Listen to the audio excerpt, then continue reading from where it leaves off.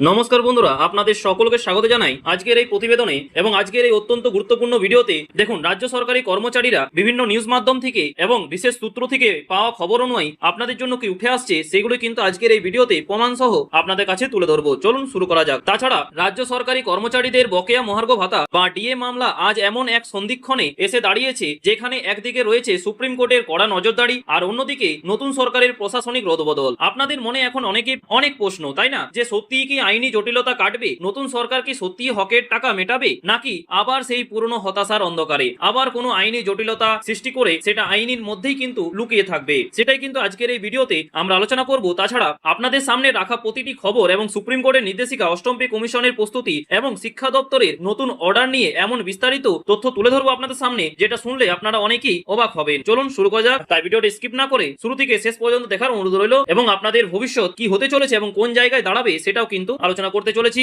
এবং সেদিন কি পয়লা জুন থেকে কি আপনাদের কোনো একটা খুশির খবর বা সুখবর আসতে চলেছে সেটাও কিন্তু আজকের এই ভিডিওতে আমরা আলোচনা করব। চলুন শুরু করা যাক। দেখুন বন্ধুরা, দীর্ঘ প্রতীক্ষা, আইনি লড়াই এবং রাস্তায় বসে হকের অধিকার বুঝে নেওয়ার যে সংগ্রাম, তার কি এবার একটা চূড়ান্ত ফয়সালা হতে চলেছে? কেননা একদিকে সুপ্রিম কোর্ট রাজ্যের কাছে কড়া ভাষায় বকেয়া মেটানোর স্ট্যাটাস রিপোর্ট, বন্ধুরা, স্ট্যাটাস রিপোর্ট তলব করেছে। আর অন্যদিকে আগামী পয়লা জুন নবান্নে নতুন মুখ্যমন্ত্রী শুভেন্দু অধিকারীর সাথে কর্মচারী সংগঠনগুলির হতে চলেছে এক মেগা বৈঠক। কিন্তু এরই সমান্তরালে কেন্দ্রের অষ্টম পে কমিশনের দ্রুত প্রস্তুতি রাজ্য সরকারি কর্মচারীদের মনে তৈরি হয়েছে এক বিশাল বৈষম্যের প্রশ্ন।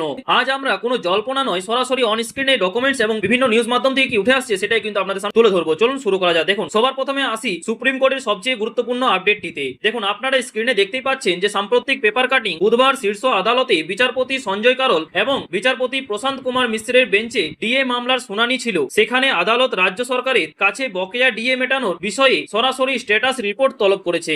আদালত স্পষ্ট ভাষায় জানতে চেয়েছে যে বকেয়া ডিএ মেটানোর প্রক্রিয়া বাস্তবে ঠিক কতদূর এগিয়েছে। শুধু তাই নয়, শুনানিতে রাজ্যের রাজনৈতিক পরিস্থিতির পরিবর্তনের প্রসঙ্গটিও কিন্তু উঠে আসে। ঠিক আছে, বিচারপতিরা জানতে চান যে সরকার পরিবর্তনের পর ডিএ মেটানোর বিষয়ে নতুন প্রশাসন ঠিক কি পদক্ষেপ গ্রহণ করেছে। আর তাছাড়া আদালত কড়া নির্দেশ দিয়েছে যে জুলাই মাসের বন্ধুরা, জুলাই মাসের তৃতীয় সপ্তাহে পরবর্তী শুনানির আগেই রাজ্য সরকারকে এই বিস্তারিত স্ট্যাটাস রিপোর্ট জমা দিতে হবে। অর্থাৎ সরকার এবার কিন্তু কোনোভাবেই আইনি ফাঁক গলে বেরিয়ে যেতে পারবে না।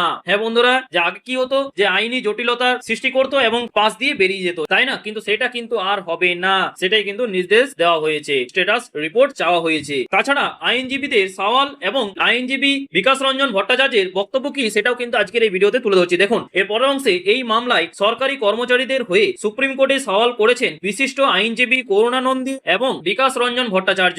করুণানন্দী আদালতের দৃষ্টি আকর্ষণ করে একটি অত্যন্ত বাস্তব এবং হতাশার চিত্র তুলে ধরেন। তিনি বলেন যে 25% বকেয়া মেটানোর নির্দেশ কার্যকর হলেও বাকি অংশ পরিশোধের ক্ষেত্রে প্রশাসনের গতি অত্যন্ত ধীর। তিনি আদালতের কাছে আবেদন জানান যে যাতে বাকি 75% বকেয়া দ্রুত মেটানোর জন্য একটি স্পষ্ট সময়সীমা নির্ধারণ করা হয়। বুঝতে পারছেন, 25% বকেয়া ডিএ নিয়ে আলোচনা তো হচ্ছে, কিন্তু বাকি যে 75% বকেয়া ডিএ মেটাতে হবে সেটা নিয়ে কিন্তু আলোচনা হচ্ছে না আমাদের রাজ্য সরকারের দ্বারা। মামলাতে উঠে এসছে এবং আমাদের আইনজীবী করুণানন্দী কিন্তু এই প্রশ্নটা কিন্তু তুলেছেন। ঠিক আছে, তাছাড়া এই প্রসঙ্গে বিকাশ রঞ্জন ভট্টাচার্য, আমাদের আইনজীবী বিকাশ রঞ্জন ভট্টাচার্য, তিনি এই বকেয়া ডিএ মেটাবে কি মেটাবে না রাজ্য সরকার সেই নিয়ে কি বলেছেন সেটাই কিন্তু আপনাদের সামনে একটু সামান্য ক্লিপ কিন্তু আপনাদের সামনে তুলে ধরছি। দেখুন, আপনারা স্ক্রিনে দেখতেই পাচ্ছেন যে এই ডিএ কি সত্যি মেটাবে বা না মেটালে কি হবে, ডিএ কি সত্যি মেটাতে হবে নাকি আবার কোনো আইনি ফাঁদ সৃষ্টি করে বেরিয়ে যাবে। ঠিক আছে, সেটাই কিন্তু দেখুন আমাদের বিশিষ্ট আইনজীবী বিকাশ রঞ্জন ভট্টাচার্য তিনি কি জানিয়েছেন আপনারা স্ক্রিনে দেখতেই পাচ্ছেন। কিছুদিন পেছাবার চেষ্টা করবে অনেক বাহানা নিয়ে, কিন্তু পালাবার পথ নাই, দিয়ে দিতে হবে। সুপ্রিম কোর্টের রায় চূড়ান্ত রায় হয়ে গেছে, সেখান থেকে পালিয়ে যেতে পারবে না কেউ। অতএব নিশ্চিতে থাকতে পারেন, সমস্ত কর্মচারী নিশ্চিত থাকতে পারেন যে দিয়ে দিতেই হবে। সো বন্ধুরা, ক্লিপটি আপনারা দেখলেন, তাই না? এবার আসি আগামী পয়লা জুনের মেগা বৈঠকের প্রসঙ্গে। দেখুন, আপনারা স্ক্রিনে আরো একটি খবরের কাটিং দেখতেই পাচ্ছেন, যেখানে স্পষ্ট লেখা আছে যে ডিএ শুনানি হবে জুলাইয়ে। এর পেছনের কারণটা কি? দেখুন, আসলে 27শে মে নয়া দিল্লিতে রাজ্য সরকার সুপ্রিম কোর্টে ডিএ সংক্রান্ত মামলার শুনানি পিছিয়ে দেওয়ার অনুরোধ করে। তাদের যুক্তি ছিল যে রাজ্যের নতুন মুখ্যমন্ত্রী শুভেন্দু অধিকারী আগামী পয়লা জুন নবান্নে কর্মচারী সংগঠনগুলির সাথে একটি গুরুত্বপূর্ণ বৈঠক বসতে চলেছেন, ঠিক আছে, সেটা আপনারা অলরেডি জানেন। কিন্তু কর্মী সংগঠনের আইনজীবীরাও কিন্তু এই যুক্তিতে সম্মতি দেন, কারণ আলোচনার মাধ্যমে যদি কোনো রফাসূত্র বের হয় তবে তা সবার জন্যই মঙ্গলের। কিন্তু এই যে কর্মী সংগঠনগুলি ওনারা জানাচ্ছেন যে এই ডিএ নাকি কিছুদিন পিছিয়ে দেওয়া হোক, সেটা কি সত্যি সরকারি কর্মচারীরা দাবি তুলছেন, নাকি এটা কোনো রাজ্যেরই বিশিষ্ট সরকারি কর্মচারীরাই এই আওয়াজটা তুলছেন, যাতে আমাদের রাজ্য সরকারের কিছুটা সময় পায় এবং ডিএ মেটাতে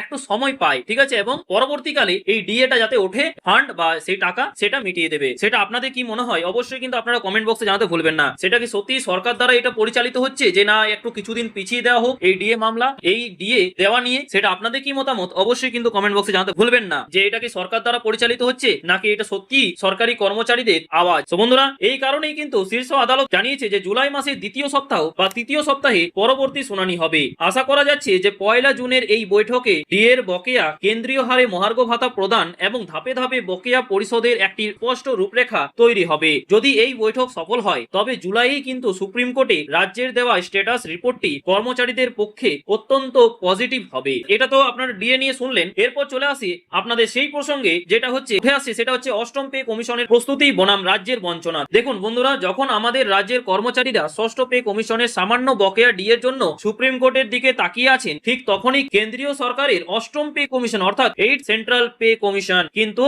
তাদের কাজ পুরো দমে শুরু করে দিয়েছে। হ্যাঁ বন্ধুরা, ঠিক শুনছেন, আমাদের যেখানে সপ্তম পে কমিশন লাগু হবে সেখানে কিন্তু সেটা কিন্তু অষ্টম পে কমিশন লাগু হওয়ার একটা আওয়াজ উঠেছে। তাছাড়া আপনারা সেই স্ক্রিনশটটা স্ক্রিনে দেখতেই পাচ্ছেন যে 21 মে এবং 26 মে 2026 তারিখে ফিনান্স মিনিস্ট্রির দুটি অফিসিয়াল নোটিশ দেখতে পাচ্ছেন। আগামী 22 এবং 23 জুন অষ্টম পে কমিশন উত্তর লখনৌতে যাতে সেন্ট্রাল গভর্নমেন্টের বিভিন্ন সংগঠন ও স্টেক হোল্ডারদের সাথে মিটিং করতে, এবং দ্বিতীয় নোটিশটি অনুযায়ী আগামী 6 এবং 7 তারা উড়িষ্যার ভুবনেশ্বরে ভিজিট করতে চলেছে। এর অর্থ কি জানেন? এর অর্থ হলো কেন্দ্র খুব দ্রুত অষ্টম পে কমিশন লাগু করার দিকে এগোচ্ছে, আর এটা রাজ্যের নতুন সরকারের ওপর এক বিশাল অর্থনৈতিক এবং নৈতিক চাপ। কেননা কারণটা হচ্ছে অষ্টম পে কমিশন লাগু হলে কেন্দ্র ও রাজ্যের কর্মচারীদের বেতনের বৈষম্য আকাশ ছোঁয়া হয়ে যাবে। এই বঞ্চনা থেকে কর্মচারীদের মুক্ত করা এখন নতুন সরকারের কাছে সব থেকে বড় চ্যালেঞ্জ, এটাই কিন্তু বাস্তব। আর তাছাড়া সবশেষে প্রশাসনের অন্দরে কি চলছে তার একটা ছোট্ট কিন্তু গুরুত্বপূর্ণ উদাহরণ আপনাদের সামনে তুলে ধরছি। দেখুন আপনারা স্ক্রিনে পশ্চিমবঙ্গ সরকারি স্কুল শিক্ষা দপ্তরে 27 মে 2026 তারিখে একটা অর্ডার কপি দেখতে পাচ্ছেন। এই নির্দেশিকা অনুযায়ী রাজ্যের সমস্ত স্পন্সর্ড স্কুলের ম্যানেজিং কমিটিগুলো ভেঙে দেওয়া হয়েছে এবং সেই জায়গায় এসআই বা ডিআই দের অ্যাডমিনিস্ট্রেটর হিসেবে নিয়োগ করা হয়েছে। অনেকেই মনে করছেন যে ডিএ মেটাতে গেলে সরকারি যে ফান্ড বা কোষাগার দরকার, তার জন্য কিন্তু প্রশাসনকে দুর্নীতি মুক্ত করা সবার আগে প্রয়োজন। স্কুল শিক্ষা দপ্তরের এই পদক্ষেপকে অনেকেই প্রশাসনের স্বচ্ছতা ফেরানোর এবং পুরনো দুর্নীতিগ্রস্ত ব্যবস্থা ভেঙে ফেলার একটি প্রাথমিক ধাপ হিসেবে দেখছেন। প্রশাসন স্বচ্ছ হলে তবেই আপনাদের হকের ডিএ দ্রুত মেটানো সম্ভব হবে। তো বন্ধুরা, এই ছিল আজকের সম্পূর্ণ বিশ্লেষণ এবং সুপ্রিম কোর্টের স্ট্যাটাস রিপোর্ট তলব এবং আমাদের বিশিষ্ট আইনজীবী বিকাশ রঞ্জন ভট্টাচার্যের সওয়াল এবং তার এই ডিএ দেবে কি দেবে না সেটাও নিয়ে কিন্তু তিনি কি জানিয়েছেন সেটাও কিন্তু আজকের এই ভিডিওতে তুলে ধরলাম। তাছাড়া 1 জুনের নবান্নের বৈঠক রয়েছে, সেখানে কি উঠে আসছে সেটাও কিন্তু আমাদের সেদিকেই নজর রয়েছে। তাছাড়া অষ্টম পে কমিশনের তৎপরতা এবং শিক্ষা দপ্তরের প্রশাসনিক রদবদল এই সব কিছু মিলিয়ে আগামী জুন এবং জুলাই মাস আপনাদের জন্য অত্যন্ত ভাইটাল হতে চলেছে। এবং নতুন সরকার কি সত্যি এই জট কাটাতে পারবে, নাকি আইনি জটিলতার কারণে আবারও এই বঞ্চনা থেকে যাবে? আপনারা কি মনে করেন 1 জুনের বৈঠক থেকে কি সত্যিই কোনো পজিটিভ রফাসূত্র বেরোবে? আপনাদের মূল্যবান মতামত অবশ্যই কমেন্ট বক্সে জানাবেন এবং আপনাদের প্রতিটি কমেন্ট অত্যন্ত গুরুত্বপূর্ণ এবং সেই কমেন্ট পড়ে অবশ্যই কিন্তু রিপ্লাই দেওয়ার চেষ্টা করব। এবং আপনারা যদি চ্যানেল নতুন হয়ে থাকেন তো অবশ্যই চ্যানেলটিকে সাবস্ক্রাইব করে পাশের বেল আইকনটি প্রেস করে রাখবেন এবং প্রচুর পরিমাণে আপনাদের সহকর্মীদের সাথে প্রচুর পরিমাণে শেয়ার করবেন, যাতে ওনারাও এই ইনফরমেশনটা পেয়ে উপকৃত হয়। ঠিক আছে, আজকে এই পর্যন্ত, দেখা হচ্ছে পরের ভিডিওতে নতুন কোনো আপডেট নিয়ে। থ্যাংক ইউ, পাশে থাকবেন, সুস্থ থাকবেন।